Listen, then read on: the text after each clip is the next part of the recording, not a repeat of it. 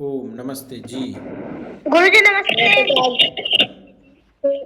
नमस्ते आचार्य जी। जी सबको नमस्ते। मंत्र पाठ करेंगे। ओम सहना भवतु सहनौ भुनक्तु सह वीर्यं करवावहै तेजस्विनावधीतमस्तु मा विद्विषावहै। ओम शांति शांति शांति।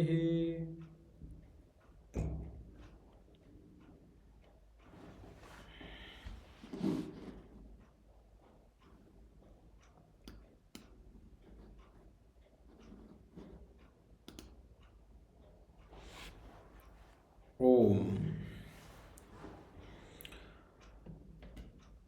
आज 24 तारीख है और इस 24 तारीख को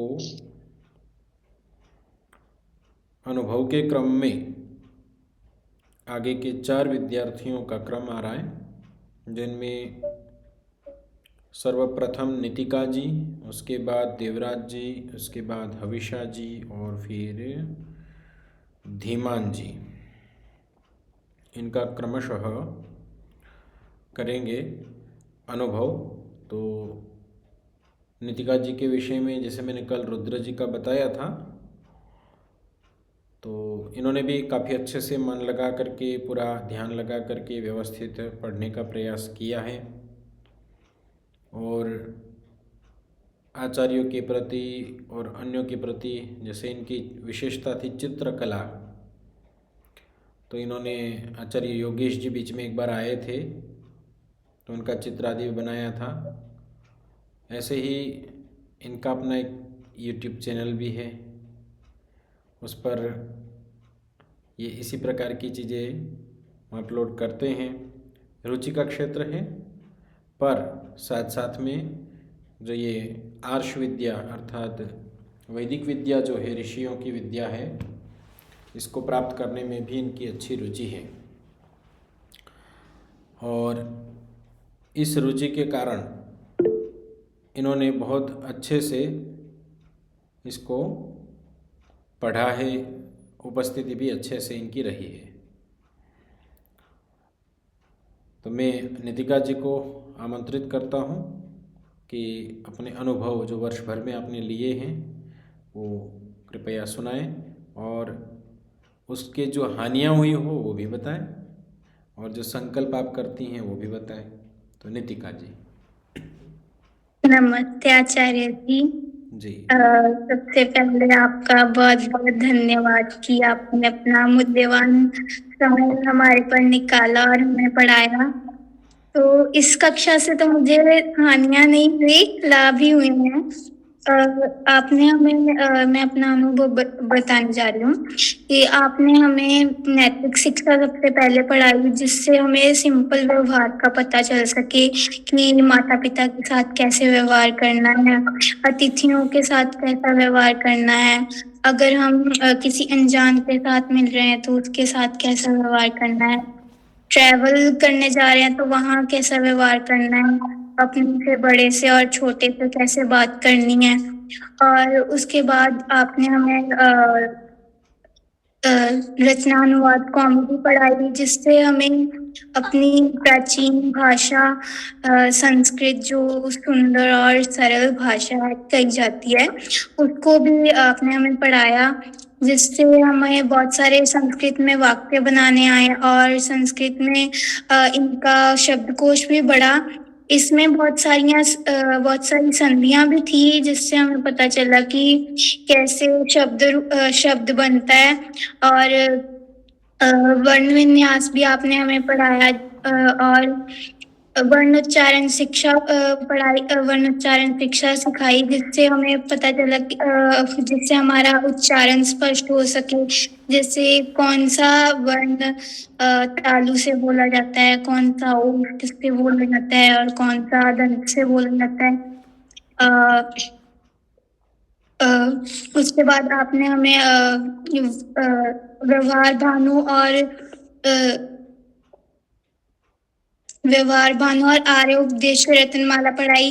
आर्य उपदेश रतनमाला से हमें ये शिक्षा मिली कि इसमें ये आपने बताया, ये हमें पता चला कि ईश्वर का असली स्वरूप क्या है, ईश्वर क्या है, धर्म क्या है, धर्म और स्वर्ग में के अर्थ का पता चला।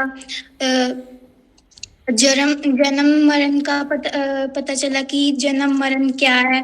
और व्यवहार भानु में बहुत सारियां कहानी थी, कहानियों के द्वारा हमें पता चला कि किसके साथ हमें कैसा व्यवहार करना चाहिए और किसके साथ कैसा व्यवहार नहीं करना चाहिए।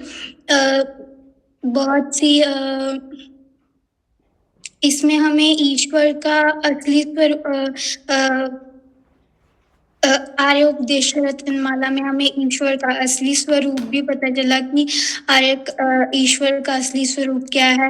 और अब आपने हमें बहुत सारी औषधियों का भी, जो आयुर्वेदिक में औषधियां हैं, उसका भी आपने हमें ज्ञान दिया कि कैसे कोई रोग जैसे खांसी और जुकाम है, उनको हम कैसे घर में ही आसान तरीके से ठीक कर सकते हैं। उस प्रॉब्लम को हमारा स्वास्थ्य ठीक रहे, हमारा स्वास्थ्य ठीक रहे उसके लिए हम कौन से व्यायाम के बारे में आपने हमें बताया और प्राणायाम के बारे में आपने हमें बताया। और बहुत से आपने हमारे सामने कठिन विषय भी रखे, जैसे कठिन और सूक्ष्म विषय रखे, जैसे ईश्वर का असली स्वरूप क्या है, ईश्वर के कार्य क्या है, ईश्वर क्या है, आत्मा, प्रकृति और सबसे पहले बीज आया या वृक्ष। इसको आपने हमें ताकि इससे हमें हमारे दिमाग पर जोर पड़े और हम सोच सकें कि इन विषयों को भी समझ सकें कि असल में ईश्वर है क्या। और आपने हमें ये भी बताया कि हमें माता पिता को जब वो जी रहे हैं, जीते जी उनका सेवा करनी चाहिए। उनके मरने के बाद नहीं उनकी सेवा करनी चाहिए, उनके प्रति कृतज्ञता नहीं व्यक्त करनी चाहिए। और आपके पढ़ाने की शैली भी मुझे बहुत अच्छी लगी कि जैसे आप कठिन विषय भी बहुत सरलता से समझा देते थे और मनोरंजन भी आपने हमारा बीच बीच में किया ताकि हम बोर ना हो जाएं। और से मेरे में ये चेंजेस आए कि मैंने अपने माता पिता को नमस्ते करना शुरू किया। आपने बताया था कि माता पिता को नमस्ते करना चाहिए और भोजन से पहले भोजन का मंत्र बोला करती थी मैं, बोला करती हूँ अब भी। तो ये मैं क्या संकल्प लेती हूँ कि जो भी आपने शिक्षा हमारे को दी है उसमें मैं उसको सार्थक करूँगी और प्रतिदिन स्वाध्याय भी करा करूँगी। और आचार्य जी, अगर मेरे से कोई गलती हुई हो तो उसके लिए क्षमा। फिर से आपका धन्यवाद करती हूँ कि आपने हमें पढ़ाया। धन्यवाद। आपका भी धन्यवाद। तो नितिका जी काफ़ी अच्छी पढ़ती थी, आप सब भी जानते ही हैं। और साथ में सहायता कार्य की कुछ सहायता रहती थी, कुछ कभी टेक्स्ट करके लिख करके भेजना, तो सहायता भी आपने काफ़ी अच्छी की। तो आपका भी धन्यवाद है। और आपकी जो विद्या के प्रति रुचि है, विद्या को ग्रहण करने में जो रुचि है, तो इसकी बनावट ऐसी की ऐसी ही रखनी है। तो सतत विद्या से आपको जुड़े रहना है। आप एक मंत्र बोलते हैं ना, असतो मा ज्योतिर्गमय तमसो मा सदगमय मृत्योर्मा अमृतम गमय। तो असतो मा सद्गमय, तमसो मा क्या बोले आप लोग? तमसो मा ज्योतिर्गमय। ज्योतिर्गमय, ये बड़ा विशेष चीज है। तमसो मा ज्योतिर्गमय। तम मतलब होता है अंधकार। अंधकार कौन सा? अविद्या रूपी अंधकार। तमसो मा ज्योतिर्गमय। ज्योति मतलब होता है विद्या। अविद्या रूपी अंधकार से विद्या रूपी प्रकाश की ओर हमें ले चलो।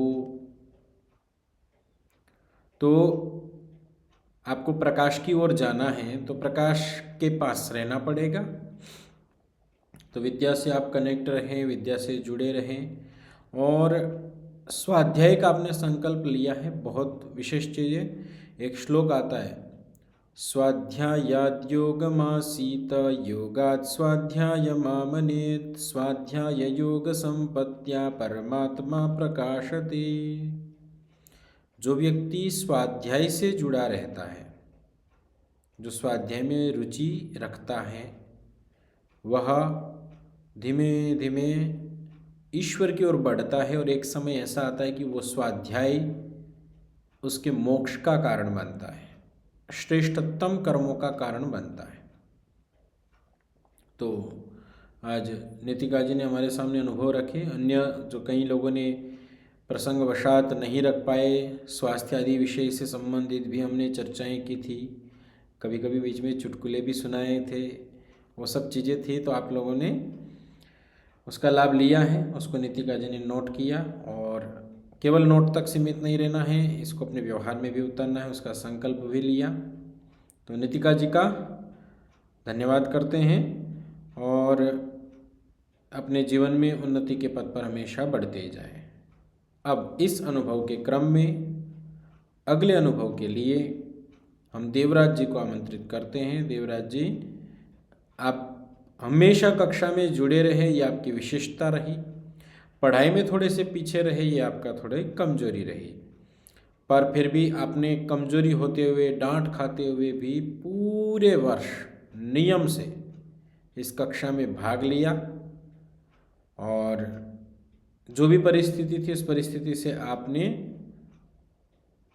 लड़ा और लड़ करके आप पूरे वर्ष को, इस पूरे वर्ष में भाग लेकर के अपने आप को जितना भी अधिक समझा सके, उसमें अवश्य ही कुछ लाभ हुआ होगा। वो अनुभव आपके हम सुनना चाहते हैं। तो देवराज जी। आचार्य जी नमस्ते। मैं आपका पहले धन्यवाद करना चाहता हूँ कि आपने हमें आपने हमें ज्ञान प्राप्त कराया। यह मेरा सौभाग्य था जिसकी वजह से मैं यह ज्ञान प्राप्त कर पाया। आचार्य जी, आपने हमें नमस्ते का अर्थ बताया। पहले मैं जय श्री राधे करता था, जय श्री राम करता था, पर अब मैं माता पिता को पैर छू के नमस्ते करता हूँ रोज सुबह उठ के। और आपने हमें नमस्ते करना सिखाया। अतिथि को आपने हमें सिखाया कि अतिथि को पैर छू के, पहले मैं नमस्ते करता था और अब मैं अतिथि को हाथ जोड़ के नमस्ते करता हूँ। आचार्य जी, आपने हमें ये भी बताया कि कोई अतिथि मेहमान है तो उन्हें हमें आदर देना चाहिए, सम्मान देना चाहिए और हमें मूर्ति पूजा नहीं करनी चाहिए। आपने हमें बताया था कि मूर्ति में कोई भगवान है भी नहीं, ईश्वर नहीं है। तो मैं मूर्ति पूजा नहीं करता हूँ और मैं कहते हैं हवन करता हूँ, याच करता हूँ और उससे भी प्रणाम करता हूँ और माता पिता को नमस्ते करता हूँ। अच्छा, और आचार्य जी, आपने हमें बताया था कि हमें यात्रा के समय ये क्या हुआ? आचार्य जी, आपने हमें बताया था कि यात्रा के समय हमें ना सबके साथ अच्छा व्यवहार करना चाहिए। कोई अनजान हमें व्यक्ति दिखे तो उसके साथ हमें गलत व्यवहार नहीं करना चाहिए, उससे मिलजुल कर रहना चाहिए। और आचार्य जी, आपने हमें ये भी बताया था कि अच्छा, आवाज आ रही है? हाँ जी। आचार्य जी, आपने हमें ये भी बताया था कि हमें ना आपने श्लोक पढ़ाए और कहते हैं रत्न माला भी पढ़ाई थी आपने। और हमने ना उसमें बहुत सारे चीजें भी ज्ञान प्राप्त किए, जैसे ईश्वर किसे कहते हैं, जन्म मरण और धर्म आदि के आपने बहुत सारे गुण भी बताया अपने विद्यार्थियों के। अगुण और स्वगुण भी हमने पढ़े, हमने श्लोक भी हमने पढ़ा। आचार्य जी, मैंने अपने व्यवहार में पहले मेरे को पता नहीं था कि हमें कहते हैं, मैं तो माता पिता को पैर छू के नमस्ते भी करते हैं, पर हम पैर छू के माता पिता को नमस्ते करता हूँ। आचार्य जी, हाँ आचार्य जी, मैं ये संकल्प लेता हूँ कि मैं मूर्ति पूजा नहीं करता, आगे से भी नहीं करूंगा और मैं रोज भी माता पिता को कहते हैं प्रणाम नमस्ते करूंगा, पैर छू के करता भी हूँ। आचार्य जी, मैं ये एक और संकल्प लेता हूँ कि मैं रोज सुबह हवन करूंगा, यज्ञ करूंगा। बहुत सुंदर। तो काफ़ी सारी बातें बोल दी, कई बार रिपीट भी हो गई, स्पीड में बोल दिए काफ़ी। चलिए, बहुत सुंदर है। आपने पढ़ाई के विषय में नहीं बोला। क्यों नहीं बोला? क्योंकि पढ़ाई में थोड़े आप कमज़ोर रहे थे, आपको मेहनत की आवश्यकता है। आप जो विद्यालय की पढ़ाई पढ़ेंगे उसमें भी आपको अधिक पुरुषार्थ करना है और आगे बढ़ना है। आपने हवन करने का संकल्प लिया, बहुत अच्छी बात है। आपने माता पिता जी को नमस्ते, पैर छू के नमस्ते करने का जो संकल्प लिया, ये भी अच्छी बात है। और साथ साथ में ये संकल्प ले लो कि मैं विद्या के प्रति एक अथक पुरुषार्थ करूँगा, विशेष पुरुषार्थ करूँगा, जिससे मेरे अंदर विद्या की क्षमता और बढ़ जाए, विद्या बहुत अधिक आए, तो उससे आपको बहुत आगे सुख मिलेगा। तो देवराज जी ने शुरू से लेके अंत तक इस कक्षा में भाग लिया और अपने अनुभव भी हमारे सामने रखे, तो देवराज जी का भी धन्यवाद करते हैं। साथ में इनकी बहन भी पढ़ती हैं, दोनों भाई बहन एक साथ बैठ के पढ़ते हैं। कभी अनुपस्थित रहे हो ऐसा मुझे ध्यान नहीं आ रहा इनका, हमेशा ये लोग जुड़े हैं प्रायः करके, कोई एक आध बार भूल चूक से एक अलग बात है। और इनके पिताजी ने भी अलग से मेरे को कहा भी था कि जिनको पढ़ाइए, इनको पढ़ने की आवश्यकता है। तो इन्होंने पूरे जितना हो सकता था उतना तो किया, लेकिन मैं चाहता हूँ कि ये विद्या के प्रति और अधिक पुरुषार्थ करें। तो आपका धन्यवाद। अब इस अनुभव के क्रम में, हाँ बोलिए। आचार्य जी, हमारे पिताजी कह रहे थे कि ना हमसे कि ना हमें ना गुरुकुल में डालेंगे, तो आचार्य जी मैं गुरुकुल में जाऊंगा बहुत सुंदर, अगले साल मार्च में। बहुत बढ़िया। तो उससे आपकी और विद्या की क्षमता और बढ़ जाएगी। जी आचार्य। तो अगले क्रम में हम हविषा जी क्या आज पर्यायी हैं। तो हविषा जी गुजरात में जूनागढ़ से हैं, नितिका जी पंजाब से हैं और देवराज जी उत्तर प्रदेश से हैं ना देवराज जी? जी आचार्य। उत्तर प्रदेश, बिहार से। बिहार से आचार्य। बिहार से हैं, मैं कुछ और से ज्यादा।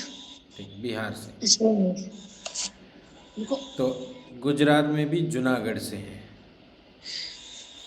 और जूनागढ़ में भी मेरे ख्याल से ये किसके अंतर्गत आते हैं?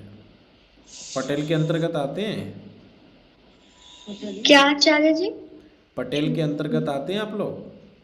नहीं, पटेल तो नहीं, हम ब्राह्मण हैं। ब्राह्मण के अंतर्गत आते हैं। तो ब्राह्मणों को तो वैसे भी पढ़ने की रुचि होती है, ब्राह्मण तो विद्या प्रधान होते हैं। तो इन्होंने पूरे वर्ष भाग लिया है। जब इनकी अनुपस्थिति होती थी तो सूचना पूर्वक रहती थी। शुरुआत में कुछ समय तक कई बार सूचना नहीं मिल पाती थी, लेकिन जब से फिर सिखाया तो सूचना पूर्वक ही इन्होंने अवकाश लिया है। 5 मिनट 10 मिनट आदि का जो भी इनको चाहिए होता है, विलम्ब होता है तो भी सूचना करती है। ये इनकी विशेषता थी।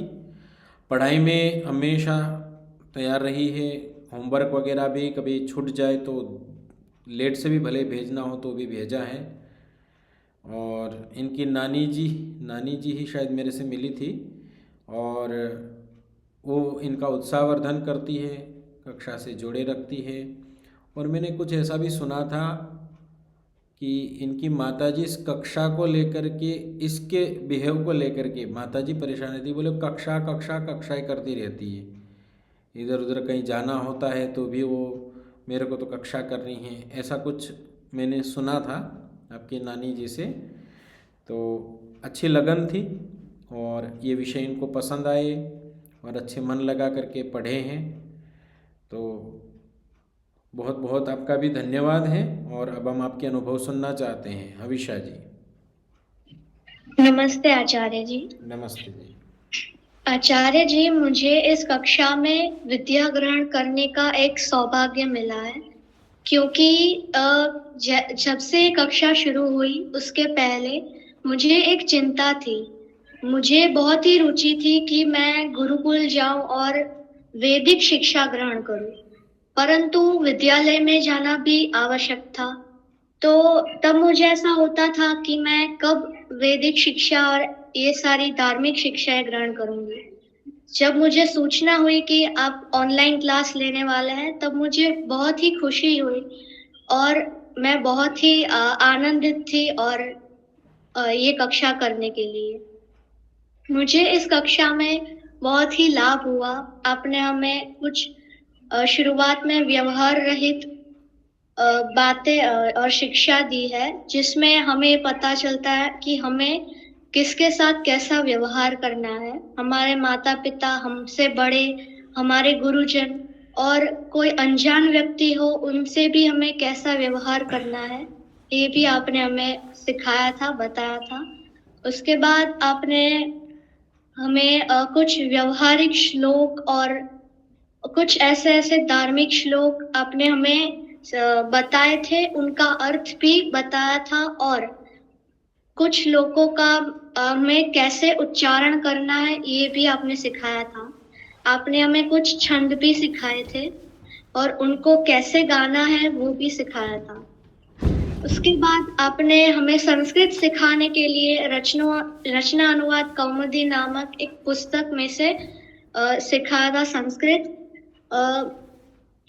संस्कृत सीखने में मेरी पहले बहुत रुचि थी और मुझे ऐसा लग रहा था कि ये सरल होगा, पर थोड़ा धीरे धीरे मुझे कठिन लगा, थोड़ी कठिनाई हुई याद करने में, शब्द रूप, धातु रूप आदि सब कुछ। और वाक्यों का अनुवाद संस्कृत करने में भी थोड़ी सी गड़बड़ होती थी, परंतु मैं कर लेती थी और करने का पूरा प्रयास करती थी।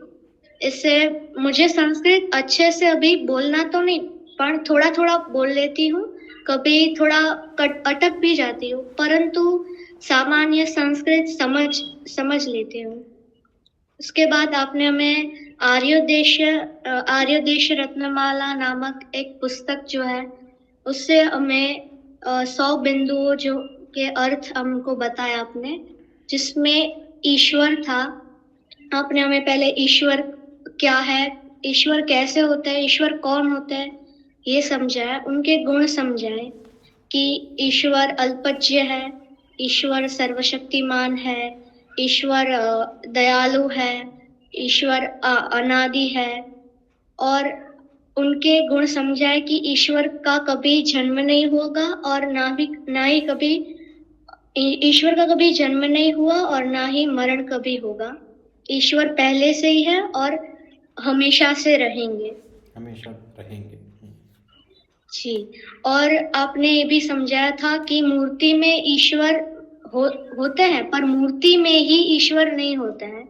लोगों की मान्यता ये होती है कि ईश्वर केवल मूर्ति में होते हैं, पर आपने ये समझाया कि ईश्वर क्या है, वो कैसा होता है। ईश्वर का कभी कोई आकार नहीं होता और वह अविकारी है और वह कभी दिखते नहीं है। परंतु आजकल ऐसा माना जाता है कि ईश्वर दिखता है, ईश्वर की ये मूर्तियां होती है और ईश्वर जैसे कि श्री राम को और श्री कृष्ण को मानते हैं, परंतु ये दोनों एक महापुरुष थे। तो आपने वो भी हमें समझाया कि आप कभी भी मूर्ति पूजा नहीं करनी चाहिए। मैं करती नहीं थी, परंतु कभी मंदिर में जाना पड़ता था तो हाथ जोड़ना पड़ता था, क्योंकि अगर नहीं जोड़ते हैं तो सब देखते हैं कि ये नहीं मानती ईश्वर को, इसके प्रति इसको ईश्वर के प्रति कोई श्रद्धा नहीं है। पर फिर भी मैं तब हाथ जोड़ के गायत्री मंत्र बोल लेती थी। पर अभी मैं पूरा मुझे ज्ञान हो गया है कि ईश्वर कैसे होते हैं। आपने फिर अधर्म, धर्म, अधर्म, न्याय, अन्याय आदि सारे बिंदुओं जो शब्द है ये समझाए। और फिर आपने व्यवहार बानु पढ़ाना शुरू किया था।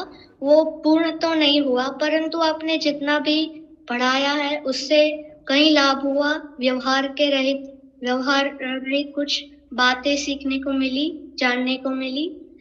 और आपने बीच बीच में कुछ कक्षाएं ऐसे भी ली जिसमें आपने कुछ हमारे स्वास्थ्य रहित बातें की कि अगर स्वास्थ्य सहित, स्वास्थ्य की सुरक्षा रहित नहीं। हाँ, स्वास्थ्य सही, हाँ, जिसमें आपने हम सबसे पूछा था कि जैसे कि सर्दी खांसी आदि को बुखार हो जाए, फिर पेट दर्द हो, उनका इलाज आपने बताया था, आपने प्राणायाम बताए थे और कई सारी ऐसी चीजें बताई थी। बीच में आपने कुछ योगा की कुछ बातें सिखाई, कुछ योगा कैसे करते हैं, योग आसन, योगासन आदि आपने दिखाया था। मनस्विनी जी ने करके दिखाया था। यशस्विनी जी ने। हाँ, यशस्विनी जी ने। और उनसे भी हमें देखने को मिला कि योगासन इनके लाभ क्या होते हैं और कैसे करते हैं आदि आपने हमें सिखाया। और कभी कभी मेरा थोड़ी इस कक्षा में थोड़ी कठिनाई भी हुई, संस्कृत पढ़ने में थोड़ा सा मुझे हार्ड लगा था, परंतु फिर भी मैंने आगे सीखने का थोड़ा और प्रयास किया।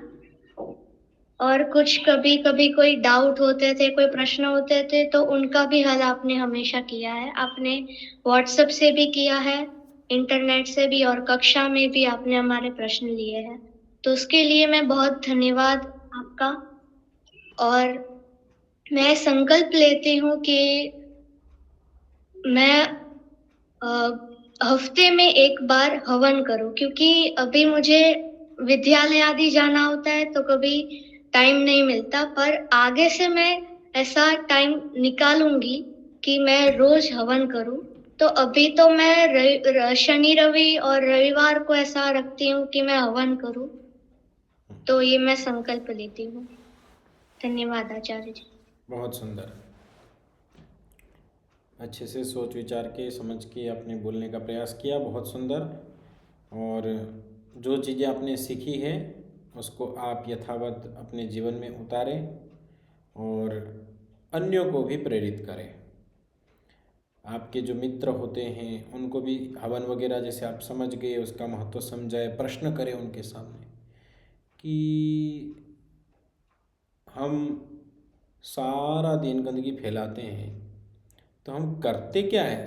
प्रकृति तो हमें इतना अच्छा वातावरण दे रही है, प्रकृति के लिए हम क्या कर रहे हैं। ईश्वर ने जो हमें व्यवस्था दी है तो ठीक है, हम इसको तो भोग रहे हैं। तो ऐसे ऐसे प्रश्न करके उनको समझाने का प्रयास करें। और अपने जीवन में 4-5 लोग भी आपने, सभी के लिए कह रहा हूँ, 4-5 अपने मित्रों को ऐसा बना दिया, जोड़ दिया, कितना पुण्य आपका हो जाएगा। आप विचार करो कि पूरा जीवन भर वो हवन करेगा तो कितना बड़ा लाभ होगा, तो कितना बड़ा वाला पुण्य मिलेगा आपको, आपको नहीं पता।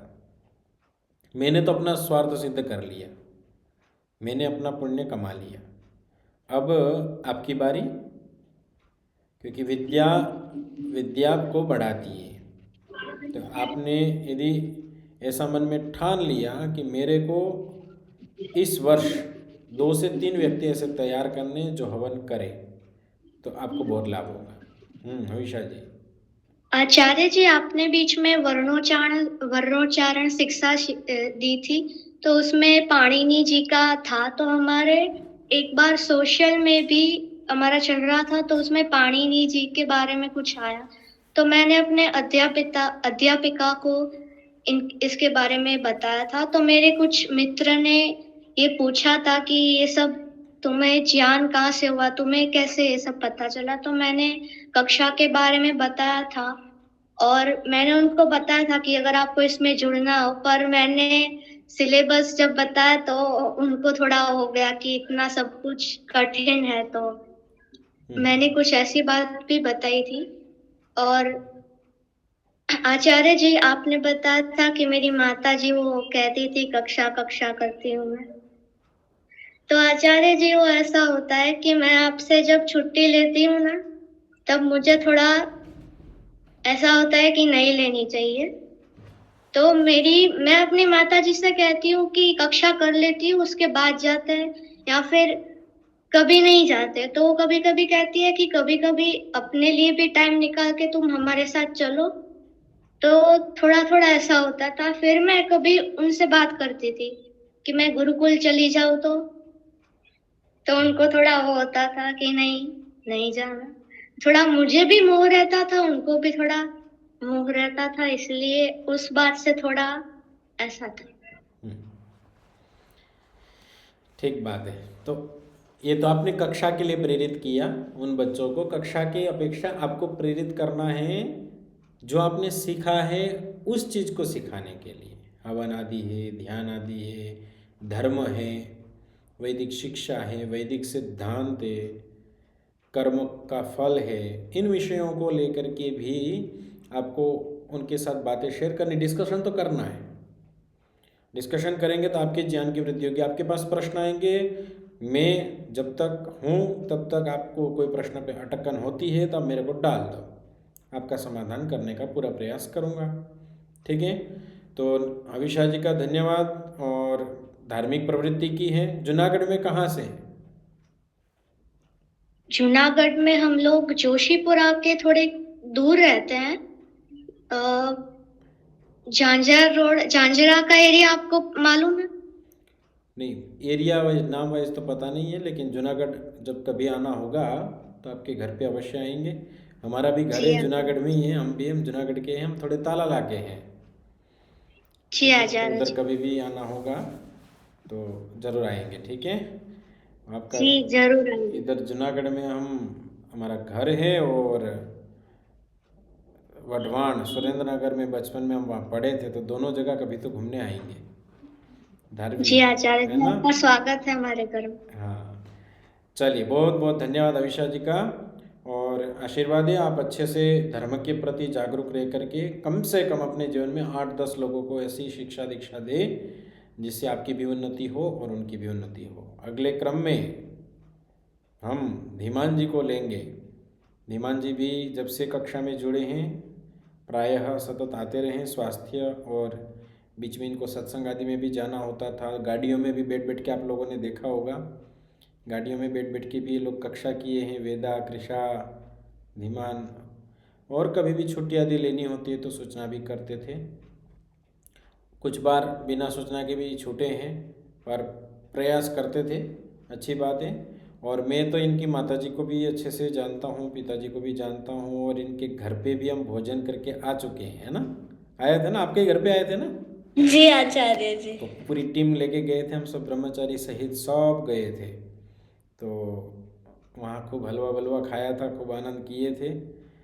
ज़्यादा समय नहीं था, थोड़ी देर ही रुके थे सभी, और फिर रुक के चले गए थे। फिर ये हमारे पास भी आए थे, हमारे जाने से पहले हमारे पास भी आए थे गुरुकुल में पढ़ने के लिए। तो फिर बाद में भी इच्छा थी, फिर यहाँ आने की भी इच्छा थी, फिर कुछ कुछ कारण होते रहे। खैर, पर यहाँ सतत ऑनलाइन में जुड़ करके इन्होंने विद्याभ्यास किया, और ये वर्ष भर जुड़े रहे तो इन्होंने कुछ अनुभव भी इकट्ठे किए होंगे। तो हम उनसे ये अनुभव सुनना चाहते हैं। तो धीमान जी। ओम आचार्यवर्याः भवतां श्रीचरणयोः चरणवन्दना। सर्वप्रथम भवतां कोटिशः धन्यवादः।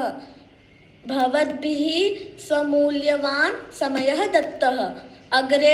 अहम् अग्रे आर्यभाषायां वदिष्यामि। आचार्य जी, आपकी बातों को मैं अपने जीवन में उतारने का प्रयास करूँगा। हम जब सत्संग में जाते हैं मनुस्मृति का अभ्यास करने के लिए, तो जब कोई प्रसंग होता था जो आपने श्लोक सिखाए थे, तो मैं उनमें से अगर वो प्रसंग श्लोक के साथ जुड़ा होता था तो मैं आज्ञा लेके वो श्लोक सुनाता था। आचार्य जी, मैं एक मजे की बात कहना चाहता हूँ। एक बार हमारे घर रिश्तेदार आए थे, तो उनका बेटा जिद कर रहा था और उसके माता पिता जिद मान भी रहे थे। तो ऐसे मैंने 3-4 दिन देखा, तो मैंने ताड़ना बहवो दोषा वाला श्लोक सुनाया तो सारे लोग हंस रहे थे। आचार्य जी, मम्मा मेरे को जब संस्कृत पढ़ाती थी, मैं पढ़ता नहीं था, लेकिन जब से आपने पढ़ाना चालू किया है, मैं आपके डर से पढ़ता था, उसके बाद मेरे को मजा आने लगा। मेरे को आपके पढ़ाने का तरीका बहुत पसंद आया। आपको जब लगता था कि अभी इनको डांटने की आवश्यकता तो आप डांटते भी थे और कभी हंसाने के लिए चुटकुले भी बोलते थे, और आप हमेशा जिसमें बुद्धि लगाने वाले प्रश्न पूछते थे। मैं अपने सारे मित्रों और भाई बहनों से क्षमा चाहता हूँ। कभी उनको डांट पड़ती थी तो मेरे को हंसी आती थी, मैं हंस देता था, और मैं उनका धन्यवाद भी करूँगा। उन्होंने पूरे साल मेरे साथ दिया, इसी के धन्यवाद। और आचार्य जी, मैं जो चीज़ आपने मेरे को सिखाई है, मैं अभी तो मैं इतना भी अच्छा नहीं हुआ हूँ, लेकिन उसमें और अच्छे से करने का प्रयास करूँगा। बहुत सुंदर। तो धीमान, धीमान का अर्थ होता है बुद्धिमान, प्रज्ञावान, मेधावान। तो अच्छी पालना हो रही है आपकी, आपका पालन पोषण। जो भी बच्चे यहाँ पर अभी उपस्थित हैं, सबके अपने अपने आपकी बोली, बल्कि यहाँ नहीं, आप कहीं पर भी जाएंगे तो आपकी बोली, आपका रहन सहन, आपका हाव भाव, चेष्टाएं देख कर के आपके परिवार का अनुमान लगाया जाता है। आप बोलते हैं, आप कुछ खाते पीते हैं, आप कुछ हरकतें करते हैं, उससे आपके परिवार का अनुमान लगता है कि आपका परिवार कितना अनुशासित है, आपके परिवार में कैसा पालन पोषण आपको दिया जा रहा है, माता पिता को क्या सिखा रहे हैं, उसका एक अनुमान होता है। सभ्य समाज से जब बच्चे आते हैं तो वो सभ्य होते हैं। आप सभी सभ्य क्यों हैं? आप सभी सभ्य इसलिए हैं क्योंकि आपके माता पिता सभ्य हैं।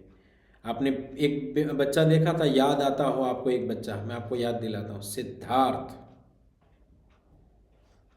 ठीक है, तो जितना बच्चे की गलती है, बच्चे गलती कर रहे हैं, उतनी ही माता पिता की गलती मानी जाती है। मैं आपको कक्षाएं ले रहा हूँ और आप ध्यान से नहीं सुन रहे हैं, अनुशासन नहीं है, तो आप तो अनुशासनहीन हो गए, लेकिन मेरे को भी ये कहा जाएगा कि ये बच्चों को संभाल नहीं पाते हैं। अनुशासन नहीं है कक्षा में, क्या कक्षा है, ऐसा समाज में प्रचलित होगा। तो आपको जो पढ़ाने वाला है वो भी बदनाम होता है, आप तो होते ही हैं। इसी प्रकार यदि आप कहीं पर भी कोई गलत व्यवहार करते हैं तो आप अपने को तो बदनाम करते हैं, लेकिन साथ साथ में अपने परिवार को भी ले डूबते हैं। तो आपको ये ध्यान रखना है। तो धीमान एक अच्छा लड़का है और मैं इसकी बुद्धि का भी प्रशंसा करता हूँ। बड़े अच्छे अच्छे प्रश्न करता है, जिज्ञासाएँ आती है इसके मन में अपने आप। इसका थोड़ा सा दुर्भाग्य है एक चीज़ में कि इसकी गुरुकुल में पढ़ने की इच्छा होते हुए भी कुछ कारणों से ये नहीं आ पाता है। तो ये उसके कर्मों में थोड़ा सा अभी कोई डिस्टर्ब आ रहा है।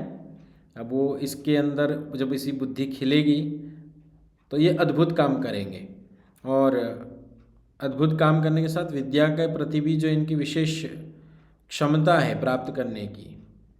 अब वहाँ मान के चलो रहेंगे तो क्या होगा, खुद का घर बसाएंगे, घर परिवार बसाएंगे, वही चार दीवारी के अंदर रहेंगे।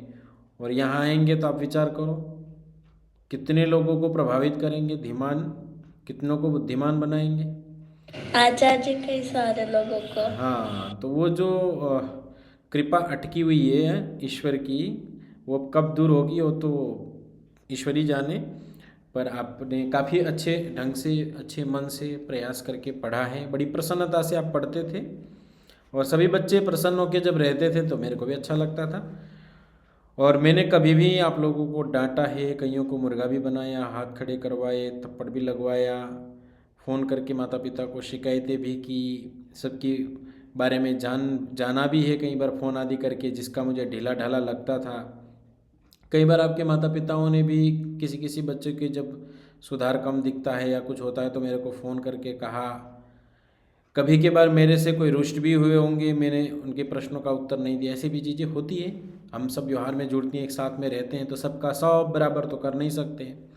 जितने आप 20-25 यहाँ पर जुड़े हुए हैं उससे कई गुना यहाँ पर है विद्यार्थी, उनका भी ध्यान देना है, स्वयं का भी। पर फिर भी जितना अपनी तरफ से हो सकता था प्रयास किया, उत्तम प्रयास किया, और आप सभी ने भी पूरा मन लगा करके पढ़ा है। अधिकतम बच्चों ने बहुत अच्छे से व्यवहार की मर्यादाओं को जानते हुए, समझते हुए अनुशासन का पालन करते हुए पूरे वर्ष, बड़ी बात है, मेरे लिए तो बड़ी बात है, आप लोग पूरे जुड़े रहें। कई बार ऐसा भी हुआ होगा आपके साथ, कार्यक्रम है और इधर कक्षा भी है, गृह कार्य भी करना है, तो मोबाइल लेके आपको गृह कार्य भी करना होगा, उधर कार्यक्रम भी अटेंड करना है। ऐसी भी स्थितियाँ आपके सामने आई है, क्योंकि दबाव भी रहता है। तो ये सब चीज़ें उन्नति अनुभव के लिए बहुत अच्छी चीज़ें हैं और आपने सभी ने अच्छे से करने का प्रयास किया है।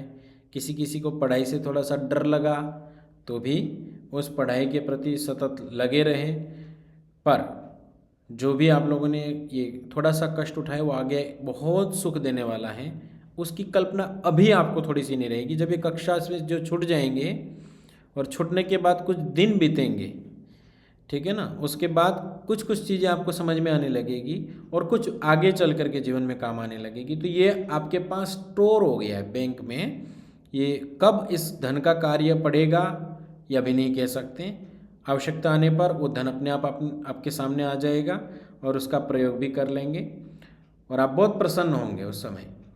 तो ये कक्षा को याद करके आप कम से कम इस विद्या को स्मरण करेंगे, ऋषियों को स्मरण करेंगे, ये बहुत अच्छी बात होगी।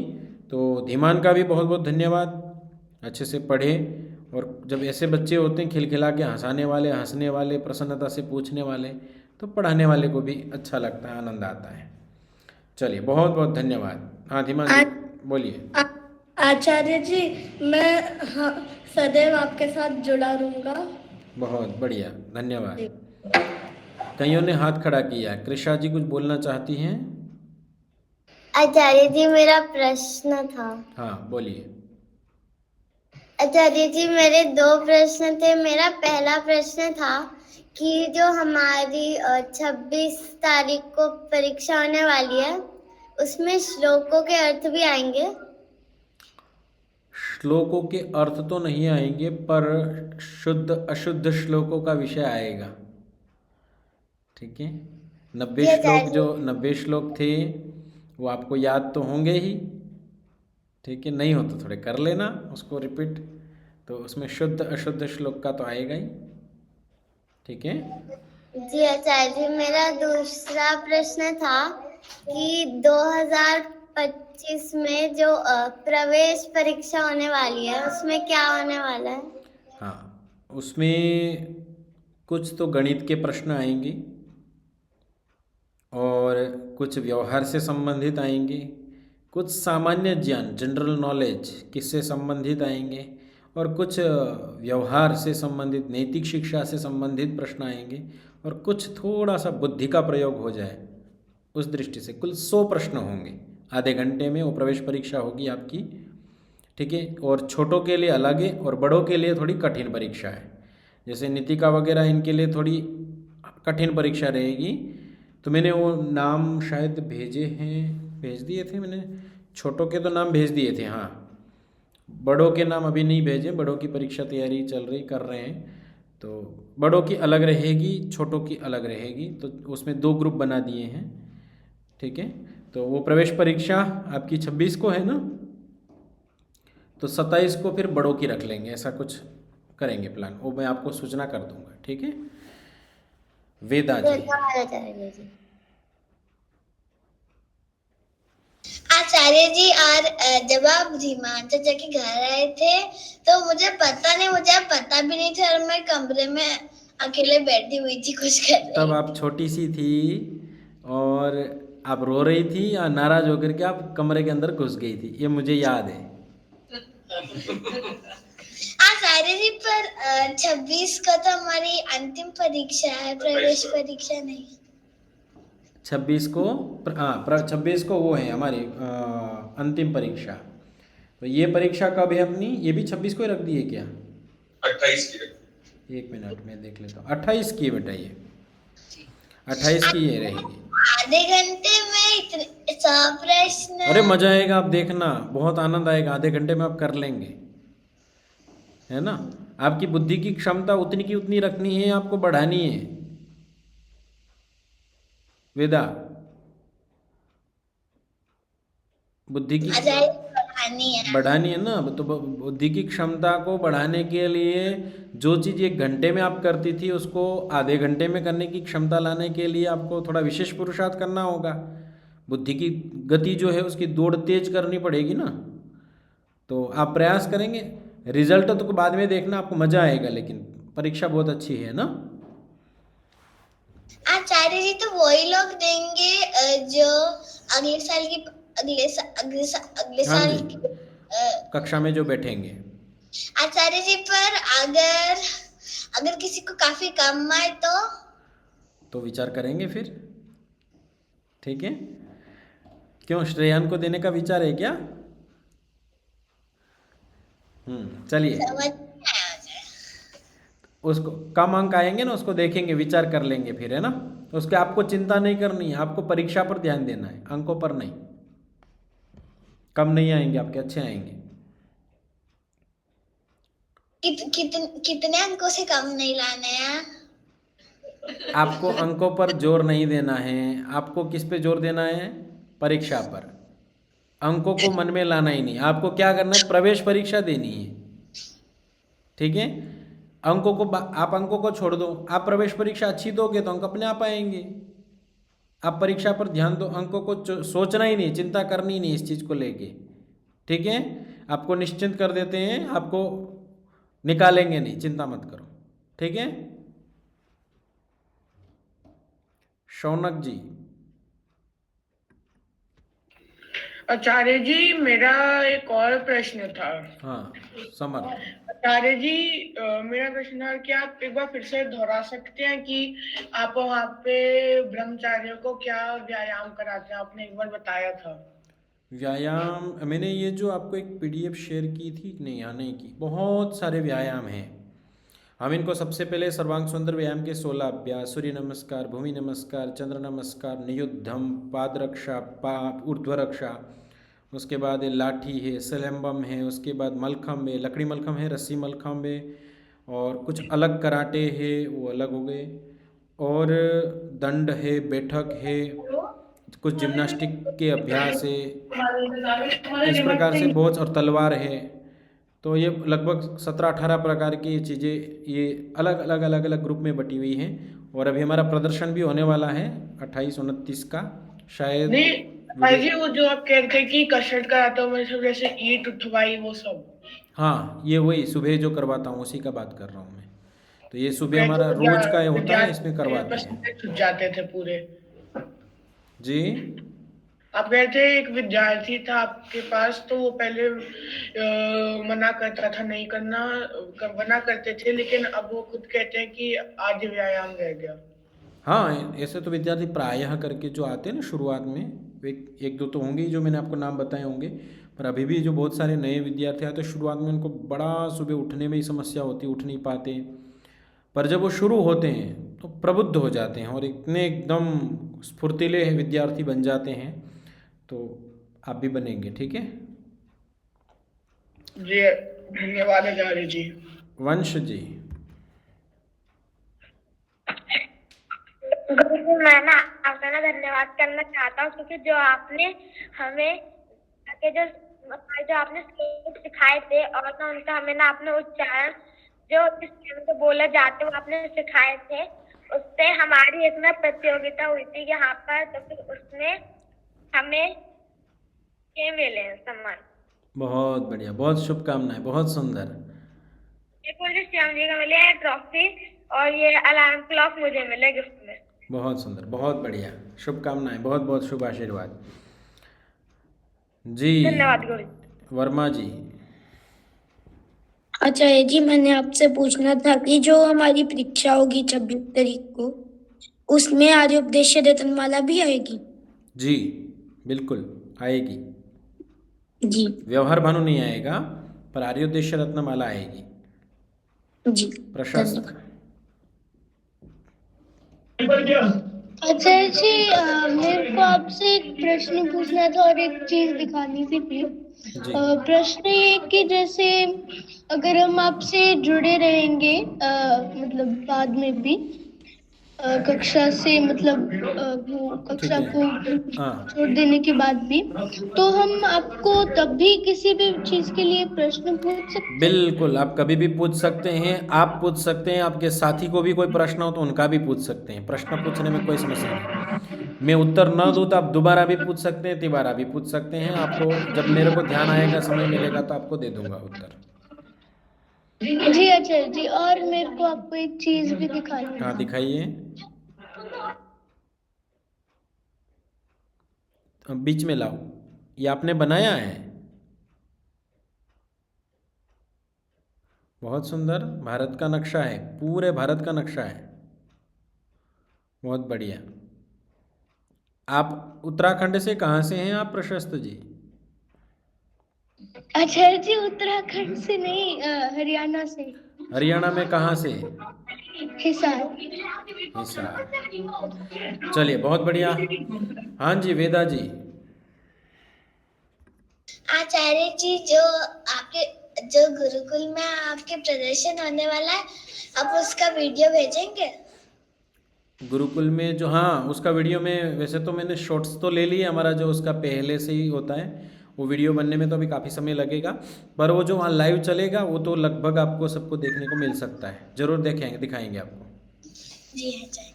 चलिए ठीक है, आज की कक्षा को यहीं पर विराम करते हैं। कल जिनकी पर्याय है उनके नाम मैंने भेज दिए हैं, और जिन्होंने अभी परीक्षा के लिए आवेदन नहीं किया है वो शीघ्रता से कर लेवें। ठीक है, चलिए तो इस कक्षा को विराम देते हैं।